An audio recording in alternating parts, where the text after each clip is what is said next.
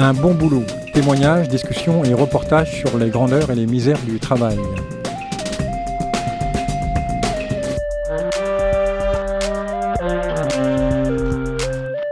Y a-t-il des bons boulots? Qu'est-ce qui caractérise un bon boulot ou au contraire un sale boulot? Épanouissement, reconnaissance, insertion sociale, créativité, maîtrise d'un métier, sentiment d'utilité ou bien aliénation, émiettement du travail, perte de sens, management toxique, burn-out, dépression. Le sujet est vaste et délicat quand il s'agit de témoigner. Nous parlerons métier et nous aborderons les raisons pour lesquelles un individu s'épanouit dans son travail.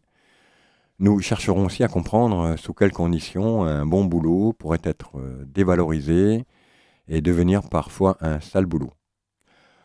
Aujourd'hui, nous recevons Joanne Mercher, qui est bibliothécaire à l'UBO et qui est déléguée syndicale Force ouvrière. Et nous allons nous intéresser plutôt à son parcours de militante syndicale. Bonjour Joanne. Bonjour Hervé. Pour commencer, est-ce que vous pourriez décrire votre parcours depuis peut-être le bac jusqu'à votre métier de bibliothécaire et parallèlement ou ensuite, pourquoi, comment, enfin quelles sont les étapes qui vous amener à réfléchir à l'idée de militer, de participer à un syndicat, déjà de se syndiquer. C'est loin d'être évident aujourd'hui et d'en devenir même une actrice. Alors moi j'ai passé un bac en arts plastiques et au sortir de ce bac, j'ai voulu préparer l'entrée à l'école des beaux-arts de Paris et donc j'ai fait pendant 2 ans une préparation à cette école. Donc j'ai fait du dessin en fait pendant 2 ans. J'étais admissible, il ne me restait plus qu'à étoffer un petit peu mon dossier et donc je me suis dit que j'allais étoffer mon dossier tout en travaillant. J'ai cherché du travail et j'ai été embauchée chez un artisan qui était maquettiste volume, c'est-à-dire qu'à l'époque, on faisait des effets spéciaux pour la publicité et des maquettes pour les musées comme le musée de la Villette, la rénovation de la grande galerie du Muséum à Paris. Et finalement, comme le métier m'a bien plu, j'ai pas retenté les beaux-arts et puis je faisais exactement ce que je voulais, c'est-à-dire qu'on faisait de la sculpture, du dessin, des maquettes, de l'assemblage. Et pourquoi alors passer dans les bibliothèques, ça me semble moins excitant, parce que je suis moi-même bibliothécaire. J'ai fait ça pendant 10 ans, donc c'est un métier qu'on exerce à Paris et alors, entre-temps, j'ai quand même un jour repris mes études puisque j'ai voulu rentrer à l'université.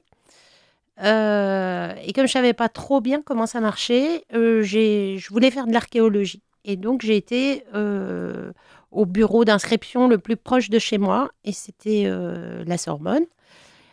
Et en fait, j'avais en tête une formation qui était à Tolbiac, mais moi, je croyais qu'il n'y avait qu'un seul bureau d'inscription pour tout Paris.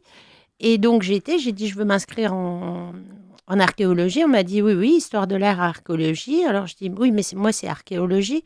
Oui, oui, histoire de l'art, archéologie. Et je me suis retrouvée en histoire de l'art. Parce que l'archéologie n'arrivait qu'en 3e année. Donc, j'ai voulu changer. On m'a dit que ce n'était pas possible. Donc, j'ai fait de l'histoire de l'art. Et finalement, ça m'a beaucoup plu. Et donc, j'ai fait une maîtrise d'histoire de l'art tout en continuant à travailler à temps plein. D'accord, on est encore loin des bibliothèques. Oui. Et donc, j'ai eu mon premier gamin. Et là, ça devenait compliqué de vivre à Paris. Et donc, on a tout quitté pour revenir en province. Et là, je suis restée 3 ans au chômage. J'ai fait des petits boulots. Ah oui. J'ai entre autres fait des remplacements dans un CAT, un centre d'aide par le travail. Et je me suis dit, je vais passer le concours des DUXP, mais pour préparer ce concours, je suis rentrée en année de préparation à l'administration générale, une année de préparation au concours à l'IPAC de Brest. Qui prépare à tous les concours. À tous les concours. Et donc là, on nous a dit, il faut passer tous les concours, ça vous entraîne, après vous choisirez. Donc j'ai tout passé. Tout ce qui s'est présenté cette année-là, en passant les douanes, les IRA. Ah oui, vous étiez prêt à aller n'importe où, ça faisait partie de l'entraînement. D'accord. En fait. J'ai passé donc le concours des DUXP que j'ai eu et en parallèle, il y a eu une formation aussi à la demande de gens qui travaillaient déjà dans les BU et qui étaient contractuels, une formation pour les concours des bibliothèques et je me suis dit pourquoi pas, j'y connaissais rien du tout aux bibliothèques. Donc j'ai suivi aussi cette formation-là, j'ai passé aussi ce concours. J'ai eu le concours des DUXP, donc je suis rentrée à l'école et au bout de 3 mois À d'école, l'école des DUXP, oui. des DUXP, l'IRTS, Oui. ou l'ITES, je ne sais plus, l'ITES, je crois. Et au bout de 3 mois que j'avais commencé l'école, j'ai reçu un recommandé comme quoi j'étais admissible au concours de bibliothécaire adjoint à l'époque. Vous préfériez être bibliothécaire adjoint que éducateur? J'avais pas de préférence, mais un tien vaut mieux que deux tu l'auras. J'étais au chômage avec un gamin, mon conjoint était au chômage aussi. J'avais 3 ans d'école à faire avec 3 000 francs à l'époque. Elle est payée, cette école, non? On n'est pas payé, je touchais le chômage en fait. Ah d'accord, pendant 3 ans, vous n'auriez pas été payé, donc Ben, c'était... j'aurais touché le chômage, Ouais, donc c'était une qui était nécessité, de ouais. 3 000 francs. Et donc, je me suis dit, bah, si j'ai un poste sur Brest, je ferai bibliothécaire, quoi. Et donc, voilà, j'ai eu D'accord. un poste sur Brest au service historique de la Marine.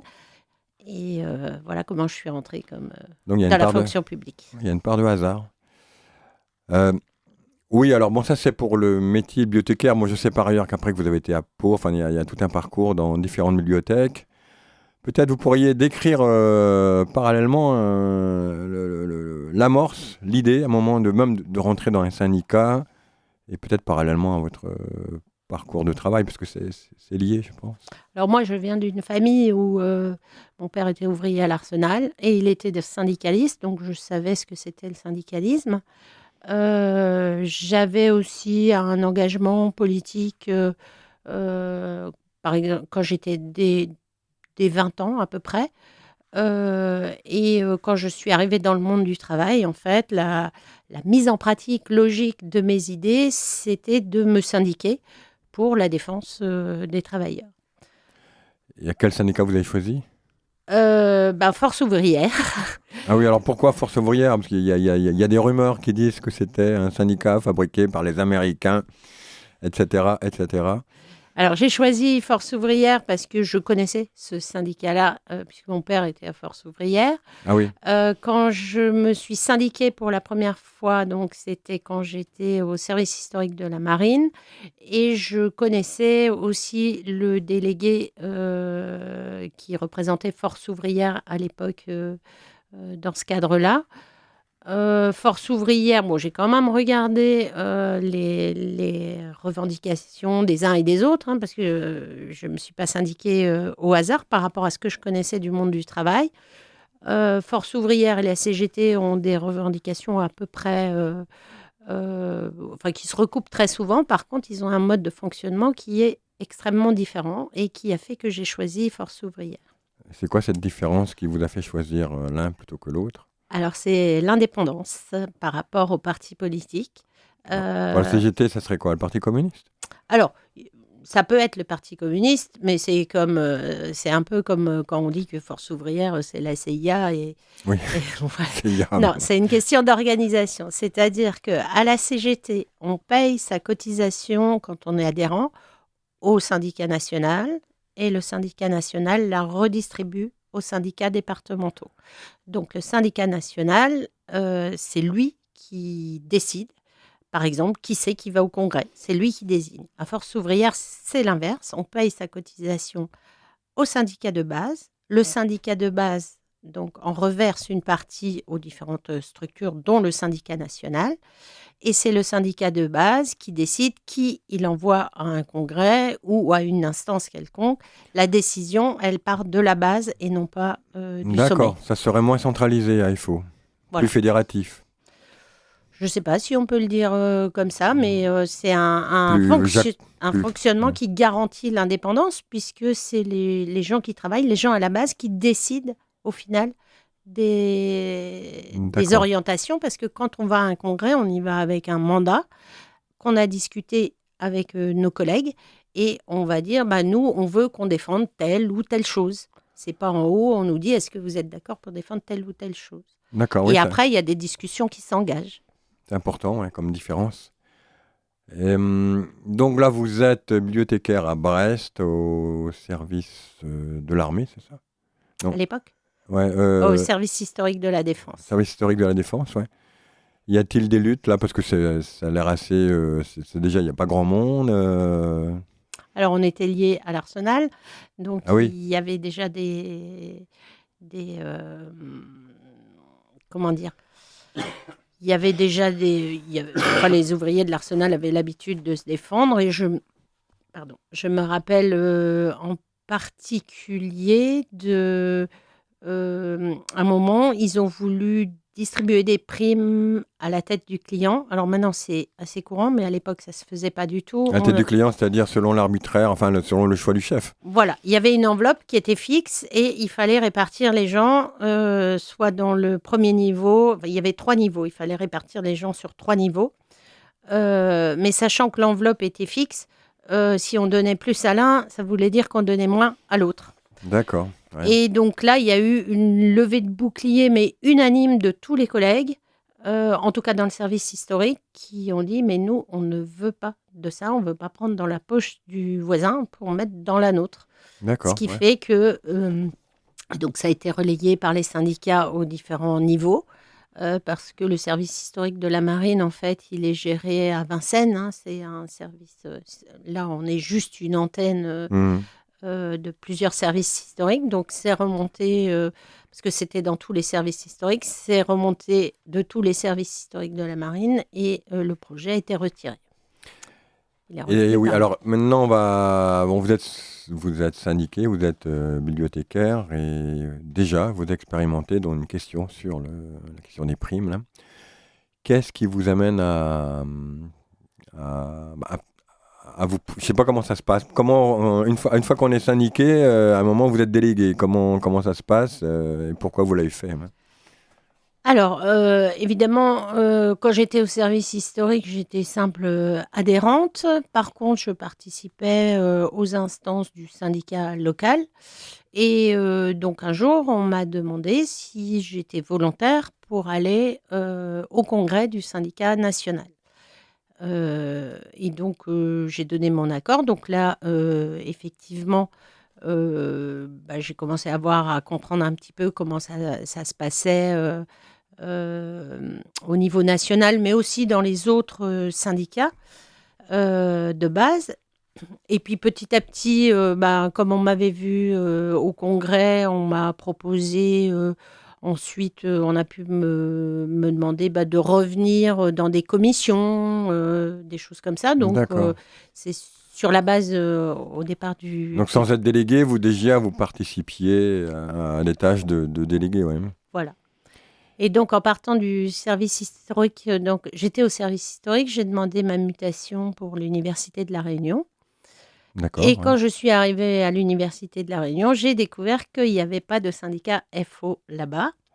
Il y en avait d'autres, hein? Il y avait d'autres syndicats, oui, il y avait à peu près les syndicats qu'on retrouve un peu partout, hein, la CGT, la FSU, la CFDT. D'accord.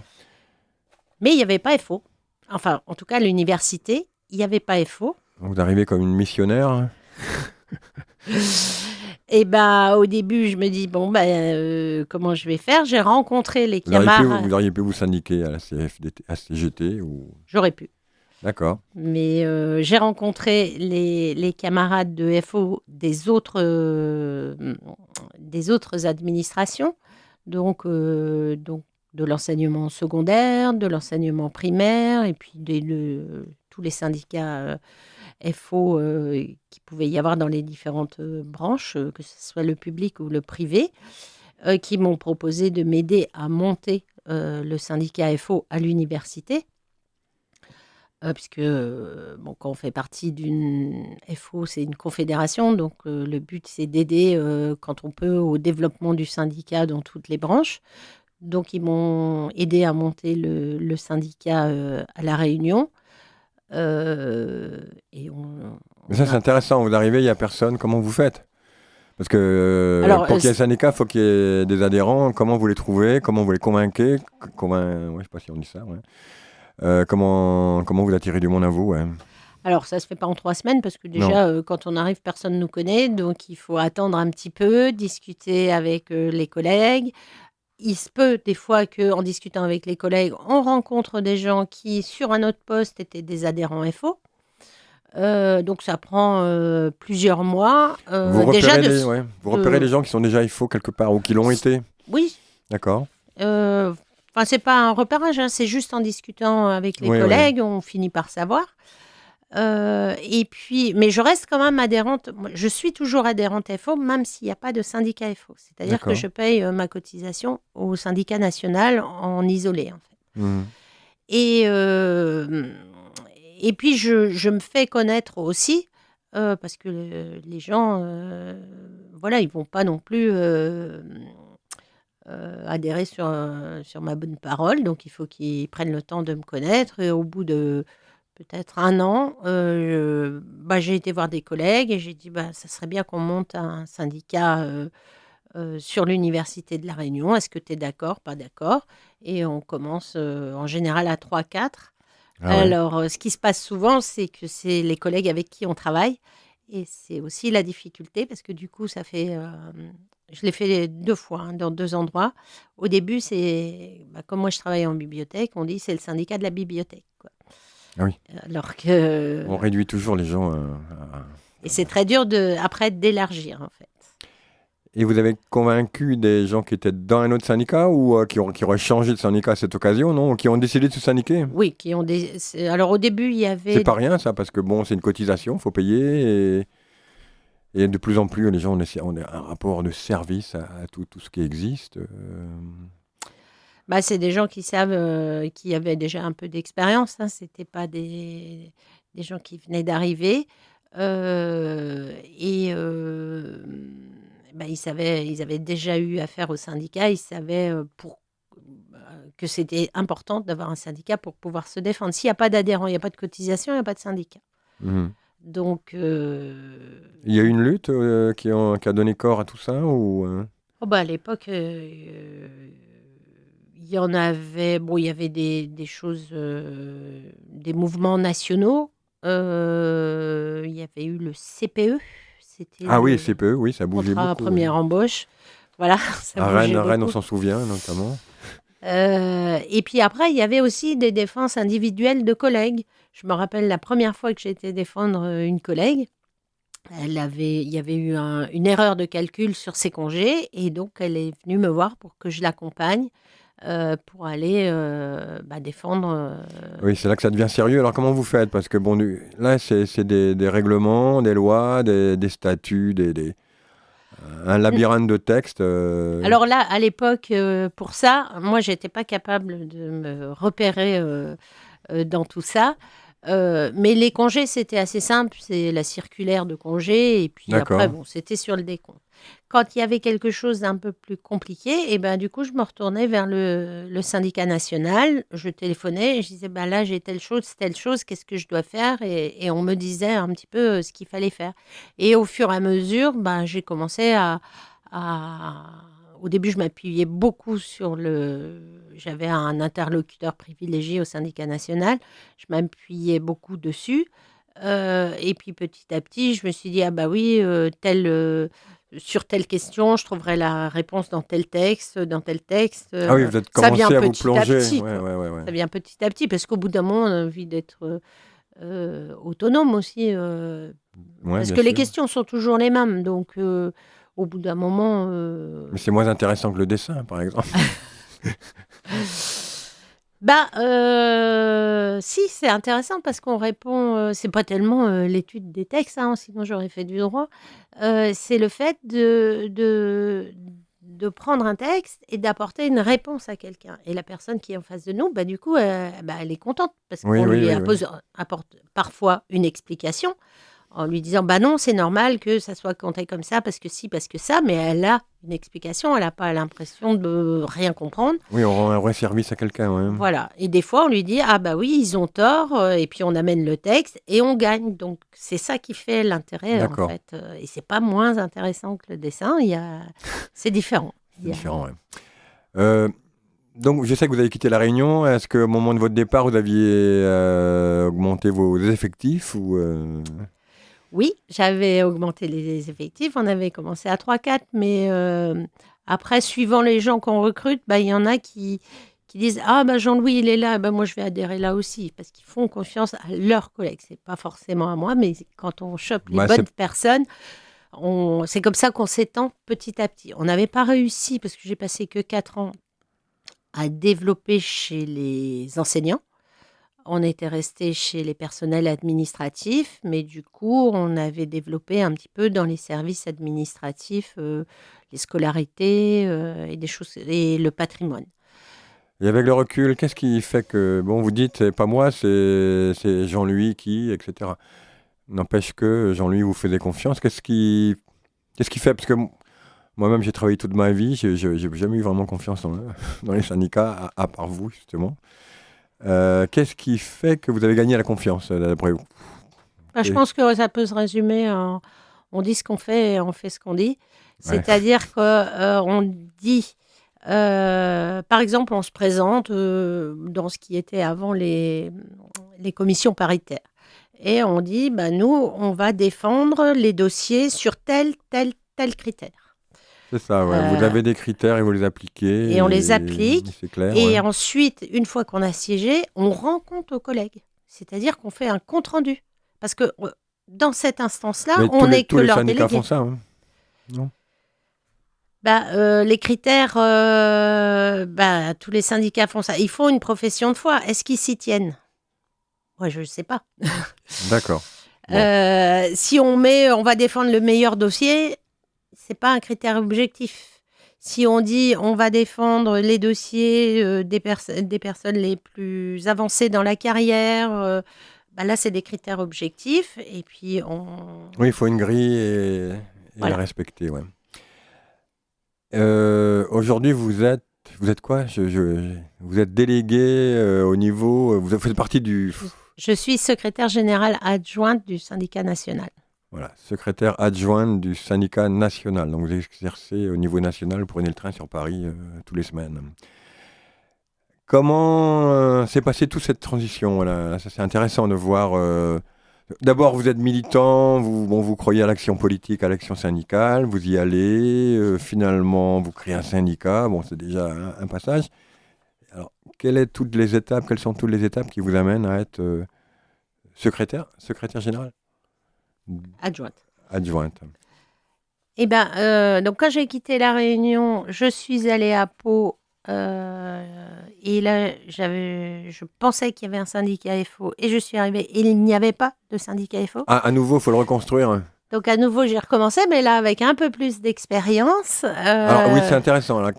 Qu'est-ce que vous aviez en plus? Quelle expérience vous avez acquise qui vous a permis de convaincre des gens? C'est ça le problème en fait. Voilà, bah, dès le départ, j'ai essayé, déjà avant de créer le syndicat, de trouver des volontaires, dans plusieurs services pour qu'on ne soit pas, cantonné à la bibliothèque, en fait, et qu'on ne soit pas D'accord. identifié comme syndicat de la bibliothèque.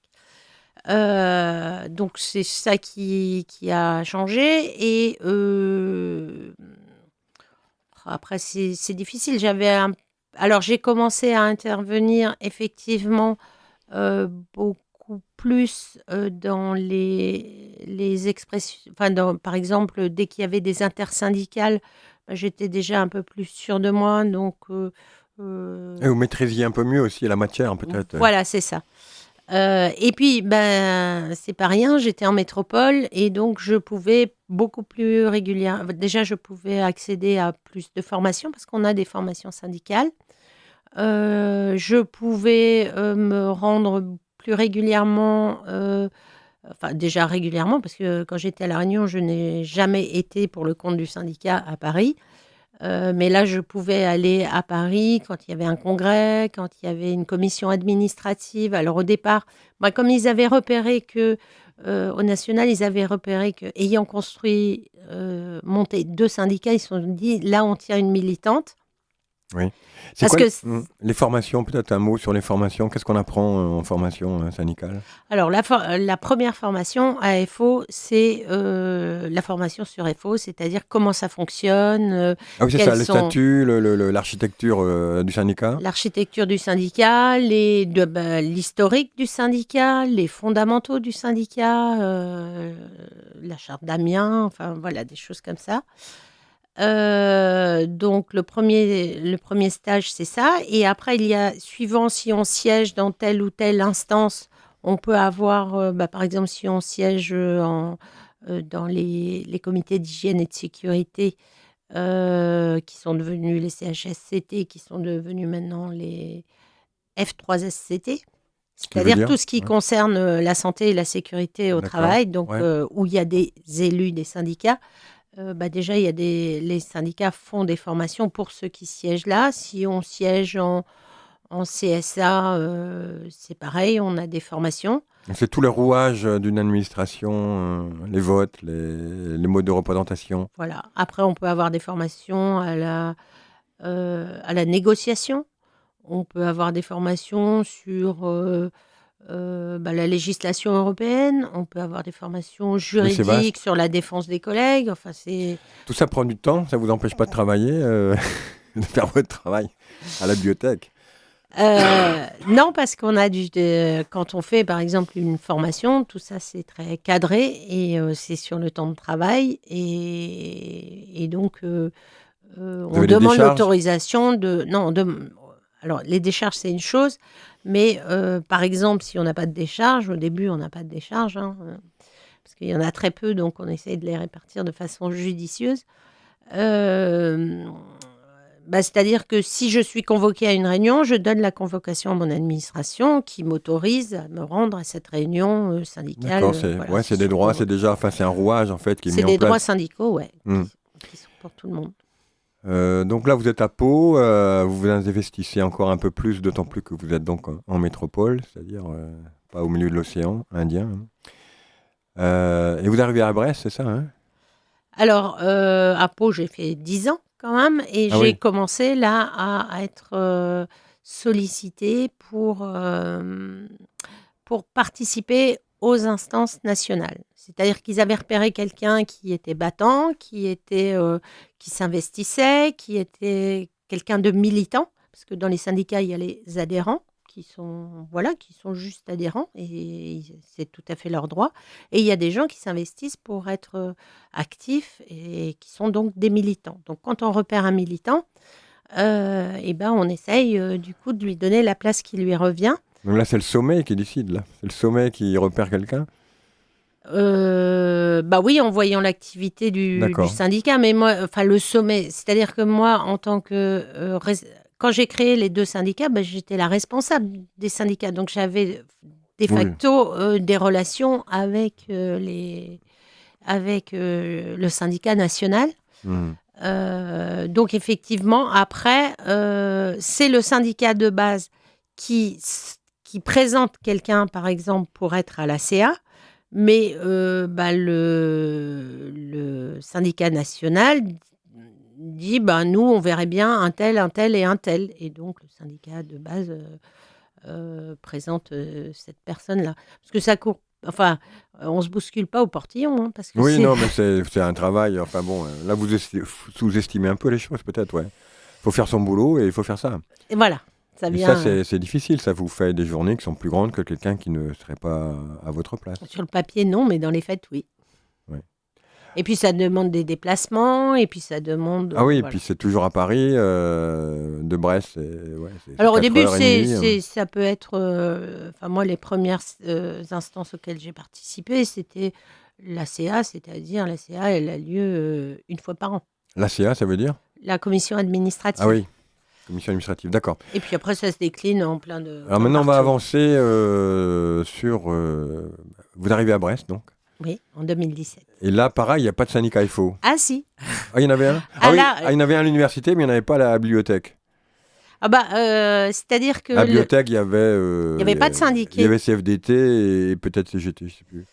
Parce que le syndicat, il n'y a pas de syndicat de la bibliothèque chez nous. en tout cas. AFO, on n'est pas un syndicat corporatiste. Chaque syndicat est organisé comme il veut. Nous, on n'est pas un syndicat corporatiste, c'est-à-dire qu'à AFO, enseignement supérieur, on va syndiquer du balayeur des Crous jusqu'au professeur d'université dans le même syndicat. D'accord, oui, c'est le personnel de l'enseignement supérieur. Donc, il y avait bien un syndicat relativement important sur Brest, donc j'étais contente. Moi, je crois que c'était la CFDT qui l'emportait à Brest, plutôt. Non, mais relativement, enfin, c'est-à-dire qu'il y avait, c'était pas 2-3 personnes qui représentaient EFOSR. Il y avait des adhérents, c'est un syndicat qui tournait depuis longtemps. D'accord. Sans doute que enfin, le responsable était très connu. Voilà, c'est un syndicat constitué qui qui avait sa tournait, place. Ouais. qui avait sa place. Donc, Mais je sais qu'à la bibliothèque, donc, il n'y avait personne, et un par un, les gens sont venus vous voir. Alors, comment expliquer ça même? alors, c'est moi qui ai été les voir déjà. Quand je suis arrivée, donc pareil, j'ai attendu quelques mois que les collègues me connaissent. Et puis, j'ai été voir les collègues et j'ai dit, bah voilà, moi, je suis AFO. Est-ce que tu veux adhérer à AFO? Et plusieurs collègues ont dit oui. Et donc, on a fini comme ça, petit à petit, juste en faisant des tournées régulières des gens de service pour discuter avec eux, des problèmes qu'ils rencontrent et tout ça. Puis en leur proposant d'adhérer, petit à petit, on a fini par constituer quelque chose. Mais qu'est-ce qui les a décidés? Parce que moi, j'étais dans cette bibliothèque, donc j'ai vu l'affaire. Et encore une fois, moi, je suis pas, enfin, moi, m'avait convaincu de me syndiquer, mais c'est bien la première fois de ma vie. Pourquoi il y avait la CFDT à la bibliothèque, il y avait peut-être la CGT? Pourquoi ils sont pas... Comment vous avez fait? Qu'est-ce qui fait que ça a fonctionné, que les gens sont venus et on vous ont suivi de certaine manière? Bah, les premiers qui avaient adhéré, souvent avaient déjà eu affaire à FO pour les aider. Donc, ils se sont dit, ah d'accord. bah tiens, maintenant Donc qu'il y a c'était la quelqu'un. notoriété du syndicat, ouais. Les premiers, c'était ça. Et puis après, bah, il y a eu, par exemple, un moment où on a voulu nous enlever des droits qu'on avait acquis sur des histoires de... quand on faisait des heures en plus, des récupérations. Et ben... voilà, le syndicat FO s'est exprimé, a défendu les collègues pour qu'ils puissent garder leurs conditions de récupération. Et on a gagné parce qu'on les a toujours. Donc à partir de là, il y a Donc des c'est gens dans qui ont vu à quoi servait le syndicat et puis qui y sont venus. Et après, il a pu y avoir... Mais quand vous avez fait ça, il y avait peut-être la CFDT derrière aussi, non? Bah, ils se sont pas beaucoup Ah, exprimés dessus, en tout cas. d'accord. Enfin, dans mon souvenir, hein, Mhm. certes, ils étaient d'accord, mais après, du point de vue des actions, on a été plus actifs, en fait. Vous On a étiez au pu- charbon, tout simplement, quoi. Voilà. Et ça s'est vu. Et ensuite, eh ben, ça s'est su aussi qu'on défendait les collègues sur des problèmes particuliers qu'ils pouvaient avoir. Oui, il y a eu plusieurs actions, ouais, et c'est là que ça se passe. On voit quelqu'un qui mouille sa chemise pour défendre quelqu'un qui est mal à cause de des tas de choses qui arrivent au travail. Voilà, on mouille. Enfin, le syndicaliste, lui, il mouille sa chemise, mais il est protégé en fait, parce que derrière, on a toute une structure en fait qui intervient si on embête son délégué. Donc c'est ça qui nous permet aussi de pouvoir mouiller notre chemise et de pouvoir parce qu'on est un petit peu plus protégé de par la structure qu'on a derrière nous. Par rapport aux collègues, moi, ça m'est arrivé d'avoir de gros ennuis à Pau. En fait, à Pau, l'administration ne voulait pas trop qu'il y ait un syndicat de plus. Et donc, dès le départ, ils ont essayé de me dissuader, en fait, en me faisant de l'intimidation. Ça a été assez loin. Et du coup, le syndicat national s'est mis en branle et ça s'est réglé sur le bureau de la ministre. Et après, on m'a pu embêter. D'accord. Peut-être là, une petite parenthèse. Je sais pas, enfin, c'est une question que je me pose, moi, parce que je suis aussi... Enfin, j'étais conservateur de bibliothèque. Moi, j'ai vu des gens dans les conservateurs qui utilisaient le syndicat pour leur propre carrière. Vous, il semble que votre carrière syndicale, à un moment, vous a fait du tort, hein. Et sur les questions de promotion, ça a pu jouer. Qu'est-ce qui fait que ça va dans un sens ou dans un autre? Enfin, s'il y a des réponses à ça, je ne sais pas, hein. Alors, moi, ce que je dis aux collègues, et c'est pour ça que j'ai choisi FO aussi, c'est que FO, enfin, en tout cas, moi, le syndicat FO que Prône. je prône et que je mets en place, en fait, c'est un syndicat qui défend les droits, mais c'est pas un syndicat qui cherche des passe-droits. Et déjà, Ok. ça fait un peu des différences. C'est-à-dire qu'on ne vient pas à FO pour booster sa carrière. Parce que nous, on n'est pas dans les petits papiers de l'administration.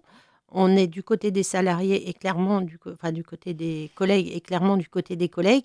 Donc, on a vraiment les faveurs de l'administration. Et si on veut aller plus vite que tout le monde, c'est pas chez nous qu'il faut venir.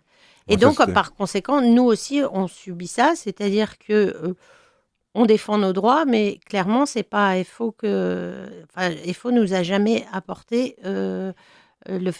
D'accord. On va pas plus vite que les autres, voire moins vite, mais on se laisse pas marcher sur les pieds non plus. Alors maintenant, vous êtes donc délégué national. Comment ça s'est passé, ça, ce passage de l'un à l'autre? D'une part, pourquoi ils vous ont choisi et pourquoi vous avez accepté? Parce que c'est un changement de vie. Vous allez à Paris tous les semaines, etc. Alors, bon, je savais qu'on cherchait enfin, comme je faisais déjà partie du secrétariat, c'est-à-dire que j'étais déjà dans l'équipe de direction, il y avait un changement d'équipe et il fallait qu'on trouve un nouveau secrétaire général et puis qu'on change un peu parce que les collègues, ils partaient à la retraite. Et donc, on m'a demandé si je voulais enfin, être secrétaire générale adjointe. Alors, au début, j'ai dit, je vais réfléchir parce que j'aime bien mon boulot de bibliothécaire. Ouais, puis, J'avais pas envisagé d'arrêter si tôt. Je me disais, je ferai mes dernières années de carrière, 2-3 dernières années, je les consacrerai au syndicat. Sauf que là, en plus, avec la réforme des retraites, ça fait plus que 2-3 ans. Et donc, oui. j'ai pris du temps pour réfléchir à ce que je voulais faire. Mais en même temps, j'ai pesé le pour et le contre et j'ai accepté, en fait. Quels sont les éléments qui l'ont emporté? Parce que vous avez aussi des enfants, vous vivez à Brest, vous avez votre travail, hein. Qu'est-ce qui fait que... Enfin, si c'est pas indiscret, je veux dire... Bon, déjà, moi, j'aime bien changer changer un peu le milieu dans lequel je travaille tous les 7 à 8 ans. Donc là, j'arrivais à peu près, j'étais arrivée en 2017 à Brest, il fallait que je commence à changer un petit peu des choses, donc j'avais mon rythme normal. Ensuite, en fait, vu déjà les responsabilités que j'assumais, puisque j'étais quand même déjà secrétaire nationale, plus je m'occupais de tous les cas de BIATS sur toute la France. Donc, ça veut dire répondre au quotidien à des questions sur les congés maladie, les cumuls d'activités, Vous enfin des avez déjà des choses comme ça. fonctions nationales, ouais. Voilà. Et ça devenait compliqué à articuler avec le... Bon, j'étais déchargée à 50%, mais ça devenait compliqué à articuler avec le travail puisque j'avais les contraintes du syndicat plus les contraintes du boulot. Et j'étais déchargée le lundi, mardi et mercredi matin. Et à partir du mercredi après-midi, j'étais sur mes fonctions de professionnelle de travail. Sauf que le syndicat, il ne s'arrête pas le mercredi midi. Et le boulot, souvent, il ne commence pas le mercredi midi. Et donc là, ça faisait Vous faisiez beaucoup de deux travails, pression. ouais. Voilà. Donc là, d'un côté, de me consacrer uniquement au syndicat, ça me libérait de ces contraintes qui n'étaient pas toujours compatibles, en fait. D'accord. J'ai plus que les contraintes du syndicat. Bon, je fais avec, mais c'est plus C'est un seul monde, hein, c'est plus facile, ouais. c'est Enfin, plus c'est plus facile. facile, bon. On va voir. Alors, vous avez commencé ça il n'y a pas si longtemps, c'était à la rentrée, là, c'est ça, hein? Voilà. Alors, à ce stade, qu'est-ce que vous pourriez dire? On voit déjà le fonctionnement d'un syndicat, on voit déjà c'est pourquoi les gens bougent au syndicat, ce qu'ils font un peu. Qu'est-ce qu'il y a de plus? Quelle est la différence là maintenant? Quelles sont vos nouvelles responsabilités, vos nouvelles actions à mener quotidiennement? Et ben déjà, il faut réagir à ce qui oui, ce qu'il y a de nouveau, c'est, que je faisais pas avant, enfin, pas de manière aussi Importante? fréquente, Ouais. voilà et importante. C'est par exemple, s'il y a une déclaration, de la ministre, et ben, il faut réfléchir à pondre un communiqué, pour que les collègues puissent s'en servir, pour donner l'avis du syndicat, là-dessus. Il faut être très réactif alors sur ce qui se passe. Faut être très, très réactif sur ce qui se passe, oui. Donc il faut être, on lit beaucoup la presse, on reçoit des dépêches, et on regarde un petit peu tout ce qui se passe. Je participe aussi on est très sollicité par le ministère pour divers, groupes de travail, il y a pas longtemps, j'ai été à un groupe de travail sur l'égalité, hommes-femmes. Oui, là vous avez rencontré donc la ministre. C'est intéressant parce que à la fois le ministre peut vous instrumentaliser ou c'est l'inverse, c'est vous qui instrumentalisez le ministre. Mais comment on se situe comme ça? Il y a le ministre qui vient vous voir, surtout sous Macron, je trouve. Alors le ministre, il vient pas nous voir. Enfin, il vous a invité, ouais, il vous a Il nous invité à venir invite le à voir venir plutôt, le ouais. voir. Donc là, Et- c'était pas du tout le groupe de travail, mais c'était un rendez-vous. Alors tous les ministres de l'enseignement supérieur le font pas, mais madame Retailleau le fait. C'est-à-dire que régulièrement, elle voit tous les syndicats, on appelle ça en bilatéral, c'est-à-dire la ministre et le syndicat. Parce qu'il peut y avoir aussi des rencontres multilatérales, c'est la ministre devant tous les syndicats. Là, il n'y a pas un risque de, je sais pas, de compromission, enfin, j'en sais rien, moi, comment ne pas être instrumentalisé par le gouvernement et comment lui faire passer la parole que vous portez, donc des salariés qui sont derrière vous, etc. Alors, je pense que si elle nous invite, elle a aussi besoin d'avoir, on n'est pas dans les grands jeux politiques. Elle a besoin d'avoir des remontées du terrain parce qu'évidemment, en tant que ministre, elle est plus, même si c'est une ancienne présidente d'université, elle est plus sur le terrain, elle a autre chose à faire. Donc, elle a besoin de connaître l'état d'esprit Oui. des collègues et c'est pour ça qu'elle nous fait venir. Et nous, en même temps, et puis parfois, hein, sincèrement, par exemple sur les Crous, là, on a soulevé des choses. Elle a dit: «Ah oui, il va falloir que je Les regarde CROUS, c'est ça». les œuvres, les œuvres comment c'est le service pour les étudiants qui donne des Voilà, mais il y logements. a Ouais. des collègues qui travaillent dans ces Crous-là. Donc nous, ce qu'on défend, c'est ces collègues-là. Et ces collègues-là, par exemple, il y avait, je me rappelle plus, c'était oui, pour qu'ils aient, parce qu'ils ont un statut un peu particulier, pour qu'ils aient accès à l'action sociale, il y avait un certain niveau de revenu. Là, on a demandé à ce que le niveau de revenu pour l'accès à certaines prestations de l'action sociale soit relevé, par exemple. D'accord, là vous faites le relais de cause et parfois c'est entendu, parce que c'est directement entendu par quelqu'un qui a un pouvoir. Voilà, alors après, on n'a pas tellement d'illusions, mais voilà, nous, notre job, c'est de porter les D'accord. revendications des collègues, et si on peut, devant la ministre. Donc dès qu'on peut le faire, on le fait.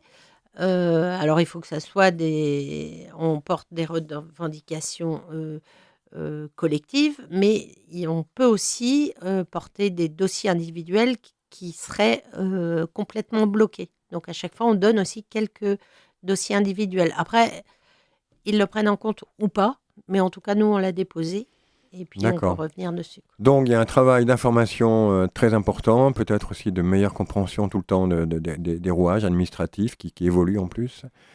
Il y a des réunions avec des gens qui ont du pouvoir, comme un ministre. Qu'est-ce qu'il peut y avoir d'autre à ce niveau-là de responsabilité Il y a la rencontre avec les syndiqués de toute la France. Ah, Je vous courez sur la France Quand les syndicats de base peuvent m'inviter à venir participer à leur assemblée générale, à leur congrès, à leurs choses comme ça. Donc là, depuis septembre, j'ai été pour l'instant invitée à l'assemblée générale de Strasbourg. Donc j'ai rencontré les adhérents de Strasbourg, on a échangé.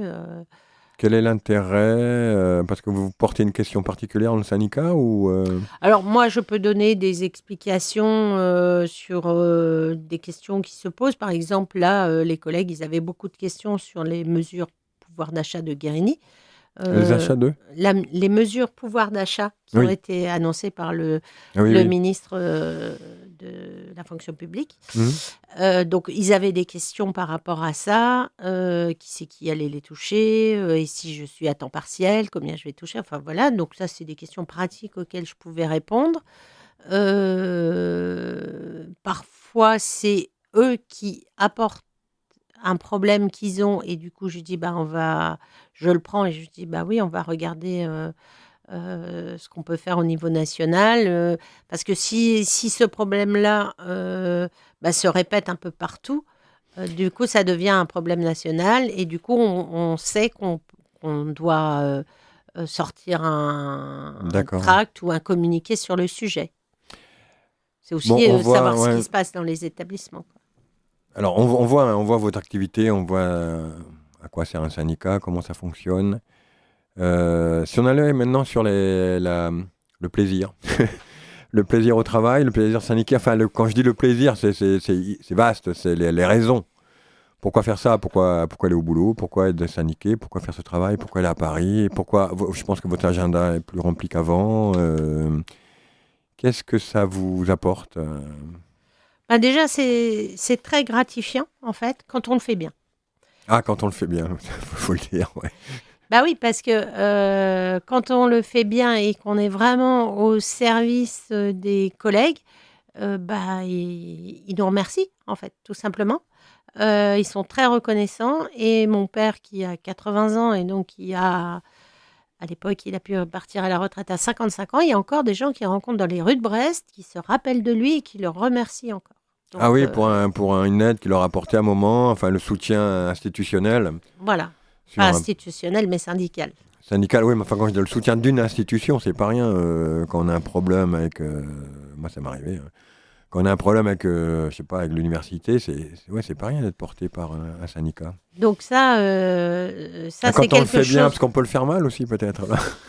On peut faire du syndicat pour mettre le syndicat au service de sa propre carrière. Là, Ouais, du voilà. coup, les collègues, ils sont pas dupes et Les collègues sont pas dupes, on tant a mieux. moins de reconnaissance quand même. On a peut-être la reconnaissance de l'administration et du porte-monnaie, mais on n'a pas forcément la reconnaissance des collègues.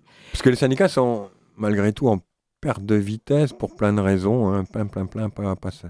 Mais peut-être aussi que les gens se disent, ouais, de toute façon c'est leur truc, c'est pas le nôtre.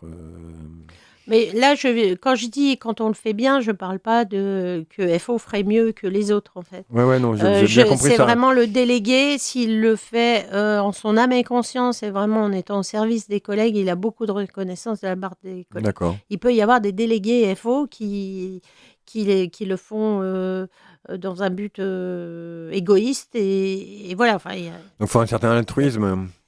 Et cet Voilà. altruisme, il est gratifié par les gens qui reconnaissent votre travail, quoi, c'est ça. Voilà, c'est ça. Et alors au début, je sais que, mais même l'administration, en fait.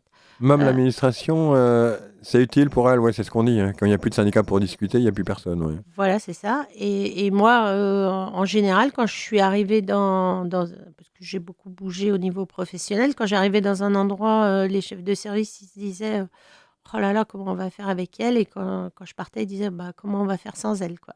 Voilà. Mais ça, c'est un compliment, ouais. Mais par contre, ce qu'il faut aussi c'est pour ça qu'il y a un peu de pression quand même pour le délégué syndical, c'est qu'il faut qu'il soit un peu irréprochable au niveau boulot, qu'il soit compétent et irréprochable. Parce que, Ouais, mais là, justement, ça, c'est une question aussi. Vous travaillez plus. Donc, vous travaillez plus comme bibliothécaire. Vous allez perdre le métier, enfin, ah bah oui, c'est pour ça qu'on le fait plutôt en fin de carrière. Ouais. On essaye quand même de garder le contact et tout, mais nous, en fait, on distribue dans notre syndicat en tout cas, on distribue très peu de décharges complètes et c'est plutôt pour les gens en fin de carrière. Ah oui, c'est bien Voilà. ça. Par exemple, Ça évite de faire de vous une femme politique professionnelle ou un syndicaliste professionnel. voilà. Ce qu'on reproche aux politiques, ouais. Et on essaye au maximum de laisser, de garder un ancrage professionnel. Sauf que c'était pas tellement compatible avec la fonction de secrétaire générale adjointe. Oui. En tout cas, de mon point de vue, j'aurais pu, si j'avais voulu garder une journée. Mais après, une journée au boulot, c'est un peu compliqué. Moi, ça sert à rien, je pense. Enfin, si vous êtes qu'une journée, qu'est-ce que vous allez faire, hein? Voilà. Le secrétaire général, qui est maître de conf, il continue à donner des cours Ah ouais? pour l'instant. Bon, Ouais. Ça Là, doit on pas a être parlé facile. des gratifications, enfin, au sens, pas au sens de l'argent, quoi que ce soit, simplement le retour des collègues, par exemple, c'est très important, hein. La raison sociale. Après, c'est intéressant de voir aussi les problèmes. Qu'est-ce qui. Moi, il m'est arrivé, donc, à cause ou grâce à vous, de défendre un collègue pour des raisons syndicales et je n'étais pas forcément d'accord. Et je me suis aperçu qu'on peut avoir, en tant qu'individu, voire une contradiction entre une parole collective, bien normée par des critères, et son point de vue individuel. Comment on s'en sort avec des questions comme ça qui ne doivent pas manquer? C'est sûr qu'il y a des fois, c'est un petit peu compliqué. On peut avoir un avis professionnel sur une chose et un avis syndical, un autre avis syndical sur la même chose. Euh, donc, moi, en tout cas, comment je le gère, c'est que, bon, moi, je suis Joanne, j'existe, j'ai des idées et tout ça. Quand je suis la déléguée FO, je suis déléguée et je suis la porte-parole des collègues qui m'ont mandatée. Et donc, je suis juste un porte-parole. Mais comment éviter... Si eux, ils Ouais. ont décidé que je devais défendre ça, je défends ça. Ah, maintenant, il ne faut pas que ça soit non plus aux antipodes de mes convictions. Et ça peut tomber dans la langue de bois aussi. C'est-à-dire une langue commune, préfabriquée, des mots d'ordre, des éléments de langage, comme on aime à dire aujourd'hui. C'est toute la difficulté de l'exercice syndical. Moi, j'essaye d'avoir les revendications, quand les collègues disent on n'est pas content, d'avoir la revendication la plus précise possible. Parce que contrairement à ce qu'on croit, le consensus est plus facile sur une revendication précise que sur quelque chose de vague. Par exemple, je prends augmentation des salaires. Bon, allez, on est tous pour l'augmentation des salaires. Et si demain, Macron nous donne 10 centimes par mois, il y en a qui vont être contents, puis il y en a qui vont pas être contents. Enfin, voilà, lui, il peut dire je vous ai Oui, augmenté. non, mais l'action concrète est plus facile à évaluer. Et par contre, si je dis 10%, eh ben on est d'accord, on se met d'accord, ça peut être 10%, 20%, 15%, 10%, on est bien d'accord tous sur 10%, on défend tous bien la même chose, et là, on est plus fort. D'accord. Donc, on essaye de... alors, des fois, la revendication, elle est en deçà de ce que moi, j'aurais aimé. Mais ce qui fait le consensus, c'est ça. Donc, si ça me paraît acceptable, je m'y associe. D'accord, une parole politique forte, une parole syndicale forte, c'est une parole qui a été partagée, discutée, qui est passée par les procédures, et collective. Ouais. C'est surtout un mouvement collectif. Donc après, dans ce collectif-là, nous, on est des individus et on discute. Des fois, à FO, on n'est pas d'accord et ça discute des fois assez vigoureusement entre nous parce qu'on défend chacun son point de vue et tout ça. Et puis, petit à petit, les positions, elles évoluent et on arrive à un consensus. D'accord. Peut-être, parce que bon, l'heure tourne à toute vitesse, avenir des syndicats, parce que moi je le vois plutôt noir, mais moi je suis quelqu'un de pessimiste. Parce que tous les corps intermédiaires, du syndicat à l'église, sont en train d'être attaqués, et puis les gens se retrouvent plutôt tout seuls que fédérés. La classe ouvrière aujourd'hui, mon père faisait partie de la classe ouvrière. Aujourd'hui, un ouvrier ne fait pas forcément partie d'une classe ouvrière, il est pauvre gars qui lutte pour lui. Quel est l'avenir? Qu'est-ce que vous voyez les grandes lignes d'évolution ou les possibilités, les opportunités possibles? Je ne sais pas. Alors moi, C'est vaste comme question, hein. Je suis désolé, prenez-la comme vous voulez. Ouais. Moi, je n'ai pas une vision aussi pessimiste parce que sinon, je ne m'engagerais pas. Je pense que le syndicat, en tout cas, est quelque chose d'indispensable pour défendre les intérêts des travailleurs. Et plus ça va, plus on en a besoin, puisque on voit bien que maintenant, il faut quand même des mouvements très forts, soit pour défendre quelque chose et le garder. Je ne parle même pas de gagner quelque chose. Oui, mais les abonnés, enfin, ou les abonnés, les adhérents diminuent, non? Pas forcément, non. Ah, pas forcément, d'accord. Non, parce Ah. que en fait, souvent, ce qui est dit, c'est qu'on compare à l'Allemagne ou à je sais pas quoi, sauf que là-bas, l'adhésion, elle est obligatoire. Donc, Oui, c'est pas pareil, ouais. forcément, on a moins d'adhérents. Ici, en France, les syndicats restent quand même très forts parce que c'est une adhésion volontaire. On n'est pas obligé d'adhérer. Et quand le syndicat il gagne quelque chose, ça s'applique à tout le monde, pas qu'aux syndiqués. D'accord. Donc, comparativement, en fait, les syndicats restent quelque chose de fort. C'est un élément de résistance important. C'est pour ça qu'on a gardé des choses que d'autres pays autour de nous ont perdues, parce que les syndicats restent forts. Ah, les syndicats ont leur rôle dans le fait que la France est encore pas trop démantelée du point de vue de... La Sécu, c'est bien, si elle est encore ce qu'elle est ici, c'est bien parce que les syndicats D'accord. ont encore du poids et de la force. Alors on va finir, parce que là, je crois qu'on va arriver à l'heure, sur conseiller un jeune qui voudrait s'engager d'une manière générale sur tout simplement la défense des travailleurs. Alors, si c'est un jeune étudiant, c'est plutôt vers les mouvements de jeunesse qui sont quelque chose de beaucoup plus vaste, en fait, qui ont des orientations beaucoup plus politiques que les syndicats de travailleurs, et c'est normal. Donc moi, je leur conseillerais plutôt que de... Moi, quand j'étais jeune, je me suis dit, bon, je râle, mais qu'est-ce que je fais, quoi? Et ça peut le fait de s'engager, en fait, ça donne du sens. On subit plus, mais voilà, on essaye d'avoir une influence et une action sur ce qui nous embête, quoi, plutôt que de le subir et puis de faire l'autruche. En fait. Donc c'est l'engagement. Hein. Et contrairement, j'en discutais justement hier avec des collègues syndiqués qui étaient profs dans le secondaire et qui disaient qui constataient que contrairement à ce qu'on dit, les jeunes ne sont absolument pas dépolitisés et désengagés. Certes, c'est pas forcément dans les mêmes structures que ce que nous on a connu, mais ils ont leur forme d'engagement et les discussions qu'on peut avoir avec eux au quotidien quand on les croise sur le campus, très vite, ce sont des discussions politiques. Et donc, moi, j'ai confiance. Je leur dis, allez-y, parce que le changement, ça viendra à travers vous. Le changement, c'est maintenant. Non, c'est avec vous.